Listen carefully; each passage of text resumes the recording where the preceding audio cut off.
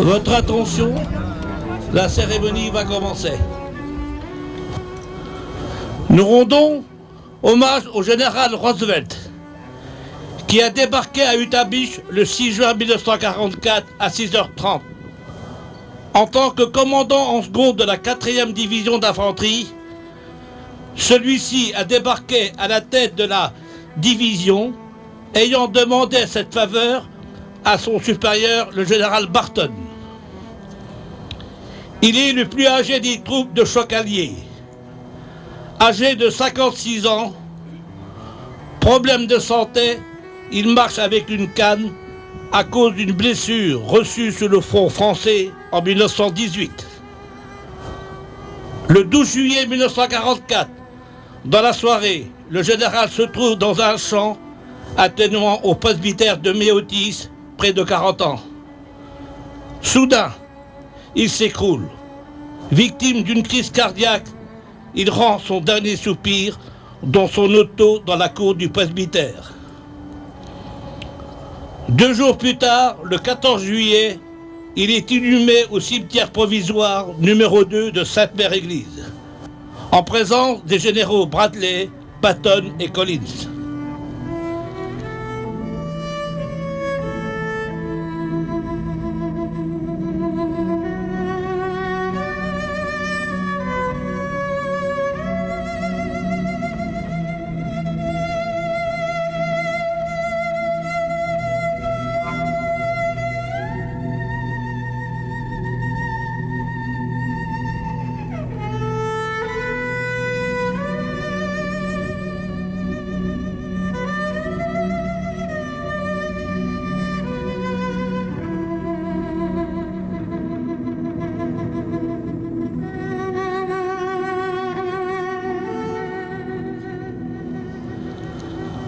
En 1948, sa dépouille est transférée au cimetière américain de Colville-sur-Mer. Il est l'un des 16 soldats américains décorés de la plus haute distinction militaire américaine pour leur action en Normandie. Allocution du général Millet.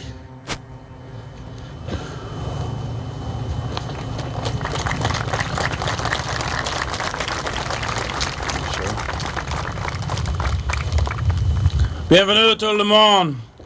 Thank you very much to everyone that's been here, and thank you for making the time to honor General Roosevelt. I think everyone knows the story. This is a very famous individual from a very famous family in the United States. He's obviously the son of one of our presidents, Teddy Roosevelt. But he's also a soldier, a career soldier. He's a career politician, a career businessman. But he made his mark in this world as a soldier. In World War I, he's a member of the 26th Infantry Regiment of the 1st Infantry Division. He fought in some famous battles of World War I. He was wounded at Cantigny. He fought in the Meuse-Argonne. And the Meuse-Argonne, of course, was the largest battle in U.S. military history. 26,000 American soldiers were killed in 6 weeks, from October to 11 November 1918. And General Roosevelt, Teddy Roosevelt, the man represented by this statue, was there. When World War II broke out, he immediately came back in. Came back in April and was made a colonel. Initially a colonel of the 26th Regiment, the same regiment that he was wounded with in World War I. And in World War II, with the 1st Infantry Division, he made the assault landings in North Africa and in Sicily, and then, of course, here at Normandy. He's the recipient of many awards, 4 Silver Stars, the Distinguished Service Cross, America's 2nd highest award for valor, and, of course, the Congressional Medal of Honor.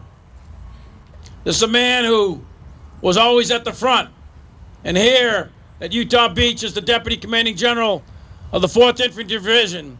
He was sent ashore to study the troops and rally the troops. He was the senior-most officer of the United States military to make the assault landings. He was the only general officer to make the assault landings. and he insisted on going ashore with the troops. And of course, he led them up through the causeways. And then shortly thereafter, he had a heart attack at 56 years old and passed away.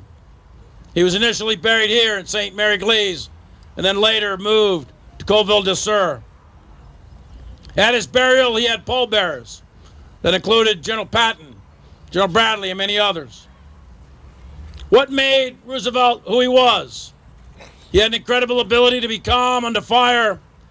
He had an incredible ability to think on his feet, where he famously said after the troops at Utah landed a mile off their objective, "We will start the war from here." But more than that, more than his just competence and calm under fire and his ability to think on his feet, this was a man of deep character who had incredible compassion for his soldiers. And most importantly, he was a man of great moral and physical courage, never afraid to face the heat of battle. And I think if he were here today, his message to us, to all of us, the living, would be the same as Eisenhower's message, the same as so many soldiers, sailors, airmen, Marines from World War II, the same message that so many French resistance fighters had, the same message that all the French people had, and that is never again. Never again should we ever engage in a war of magnitude and scope of World War II. Jamais plus would be what General Roosevelt would tell us today. Merci beaucoup.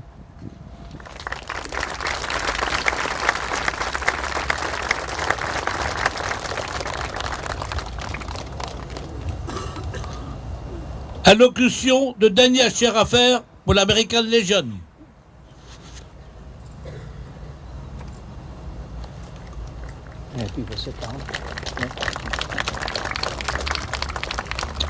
As I do say professionally, you could be seated.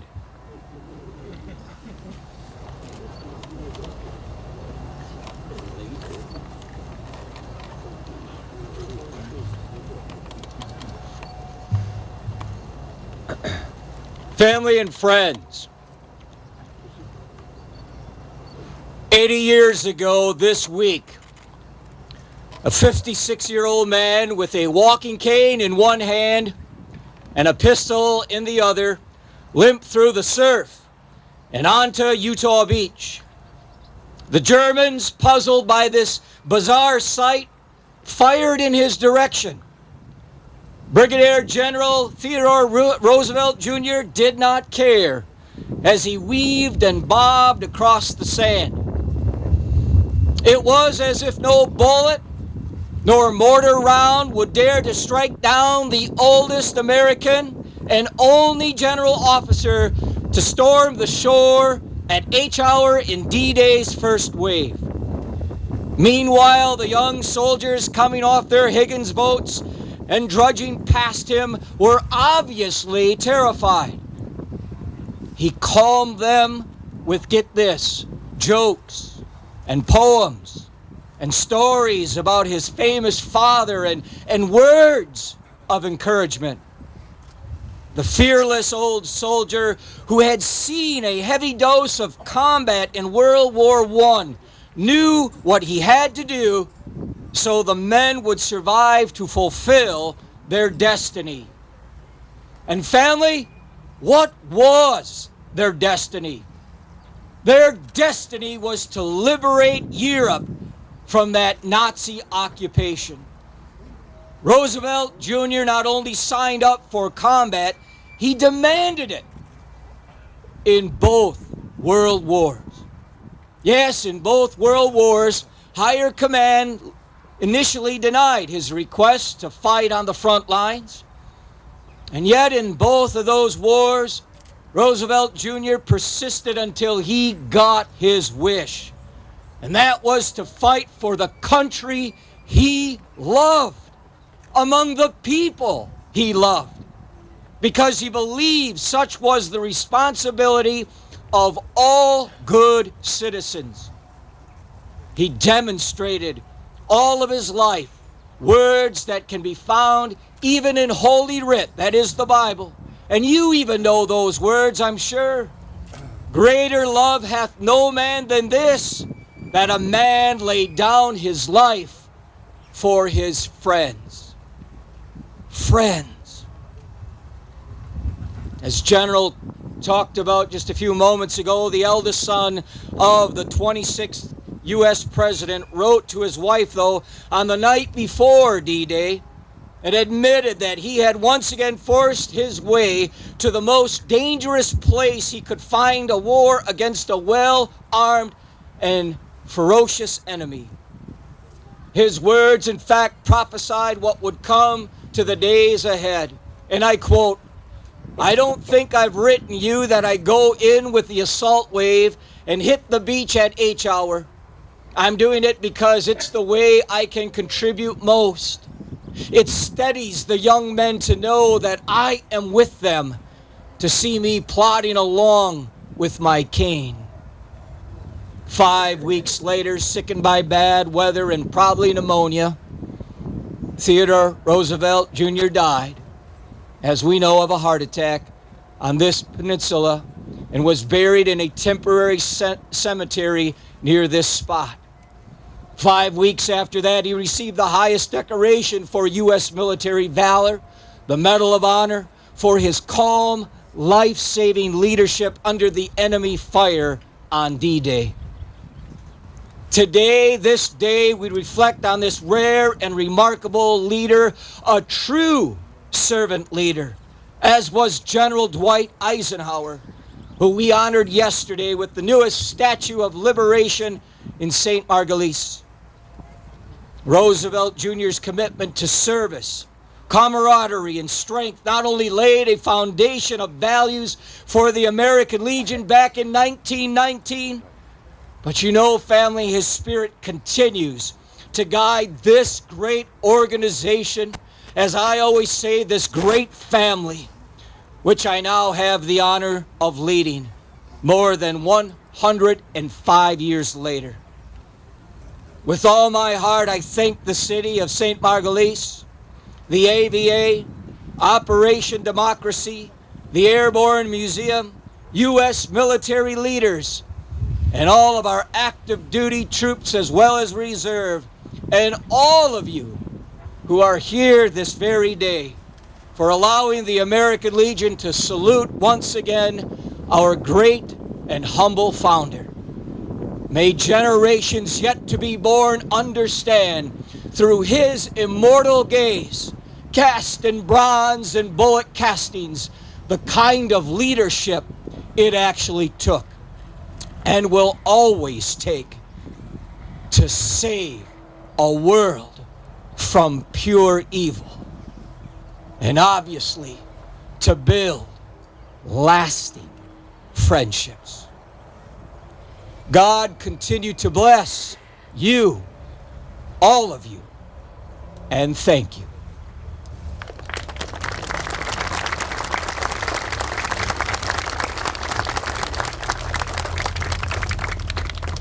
Nous allons effectuer le dépôt de germes. À l'appel de leur nom, les autorités s'avanceront. Monsieur Ollet, pour la commune de Sainte-Mère-Église.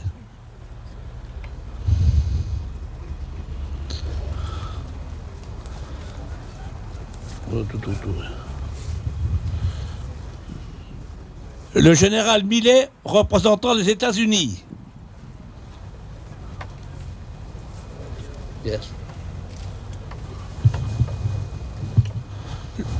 Le général de brigade Friet, représentant l'Allemagne.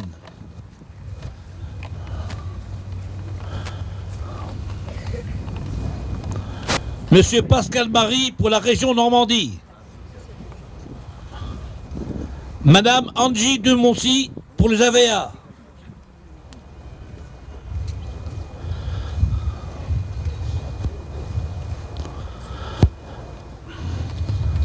Madame Laura l'écrivain, AVA New Generation.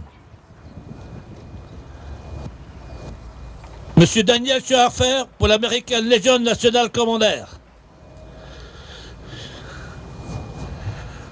Monsieur Hall, son of the American Legion National Commander. Madame Lisa Williamson, président national American Legion Auxiliary. Ken Winninger, Opération Démocratie. Madame Michelle Strauss, Patton Legacy Sport. Monsieur Thierry Chevalier, Association France-États-Unis, French, Rivera et Monaco. Madame Millet.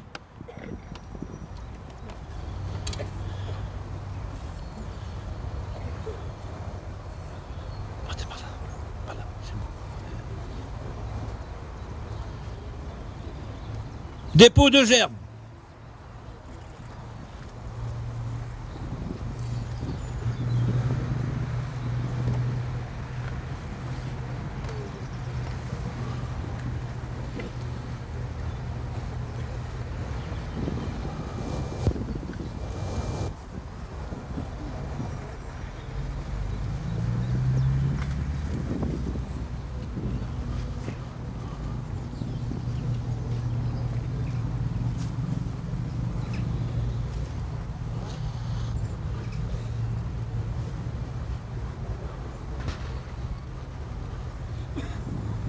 Aux morts, tape.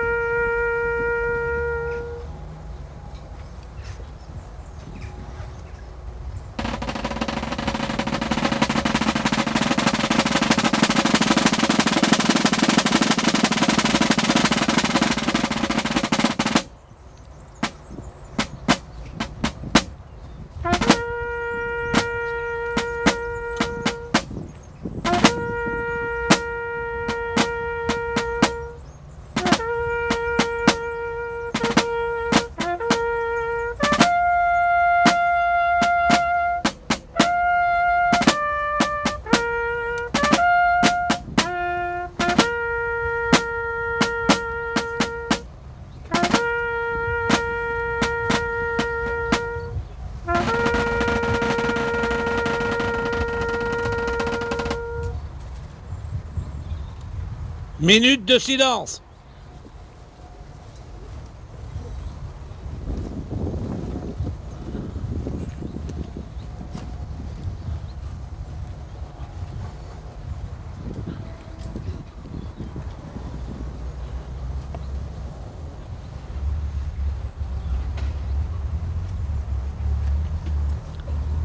Hymnes nationaux.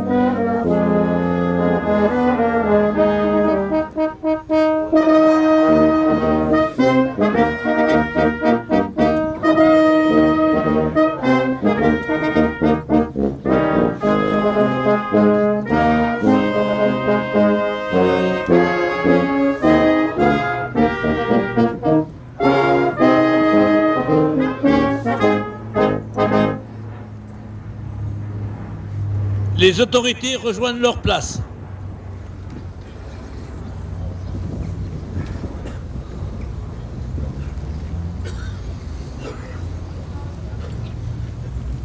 La cérémonie se termine par le remerciement des autorités aux différents porte-drapeaux des associations patriotiques.